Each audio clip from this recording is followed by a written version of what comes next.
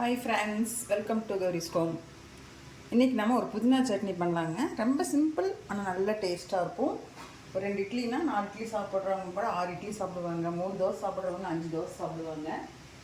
இப்போ நம்ம அது எப்படி செய்கிறது அப்படிங்கிறத பார்ப்போம். நல்ல சத்தும் கூட, ஏன்னா கொத்தமல்லி நார்ச்சத்து உள்ளது இல்லைங்களா, நல்ல சத்தும் கூட. இப்போ எப்படி செய்கிறதுங்கிறத பார்ப்போம். கொத்தமல்லி சட்னி செய்யறதுக்கு தேவையான பொருள் என்னென்னு பார்த்துக்கலாம்.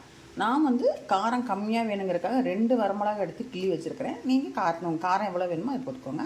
ஒரு 3 பல் வெள்ளைப்பூண்டு வச்சுருக்கிறேன். பெரிய வெங்காயம் பெருசாக இருக்கிறது 1.5 வெங்காயம் கட் பண்ணி வச்சுருக்கிறேன். இவ்வளோ சைஸ் புளி வச்சுருக்கிறேன். அப்புறம் கொத்தமல்லி நான் இந்த அளவுக்கு எடுத்துருக்கிறேன்.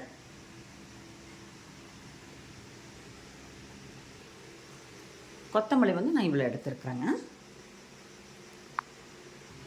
இப்போ ஒரு பேன் வச்சுருக்கேன். பேனில் முதல்ல வெங்காயம் எண்ணெய் ஊற்றி வச்சு வெங்காயம் போட்டுக்கலாம்.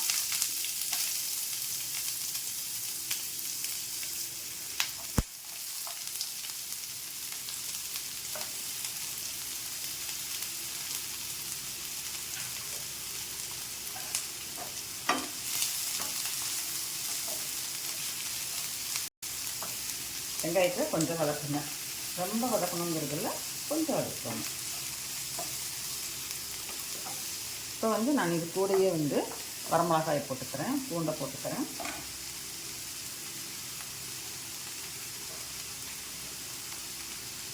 வரமிளகா பூண்டு எல்லாம் போட்டேன். ரெண்டையும் ஒன்றா வதக்கலாம்.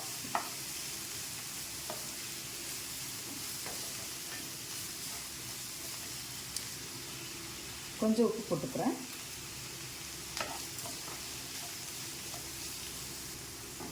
வெங்காயம் கொஞ்சம் கலர் மாறி இருக்குது. லைட் சில்வர் கலர் மாதிரி அப்படியே மினுமினுப்பாக இருக்குது. இந்த நேரத்தில் இந்த டைமில் புளியை போட்டுக்கணும். பாருங்கள், புளி ஒரு சின்ன பெரிய நெல்லிக்காய்ச்சோடு ஒன்று எடுத்துருக்கிறேன். போட்டு அதையும் வதக்கும். இப்போ கொத்தமல்லியை போட்டுடலாம். கொத்தமல்லியை போட்டு நல்லா வதக்கிடலாம். ரொம்ப வதக்கக்கூடாது, லைட்டாக வதக்கணும். அந்த லைட்டாக அந்த பச்சை வாசம் போனோடனே இறக்கலாம், இல்லைன்னா கலர் மாறிடும், ஒரு மாதிரி ஆயிடும்.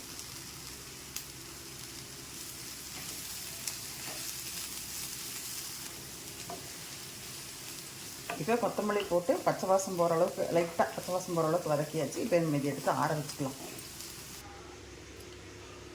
வதக்கி வச்சிருந்த எல்லாமே ஆறிடுச்சு. இப்போ நான் மிக்ஸி ஜாரில் போட்டு எடுத்தாச்சு. சட்னி ஆகியாச்சு. கொத்தமல்லி சட்னி ரெடி ஆகிடுச்சு. இப்போ நம்ம தாளிச்சு விட்டுலாம். சட்னிக்கு ஒரு தாளிப்பு ரெடி பண்ணிடலாம்.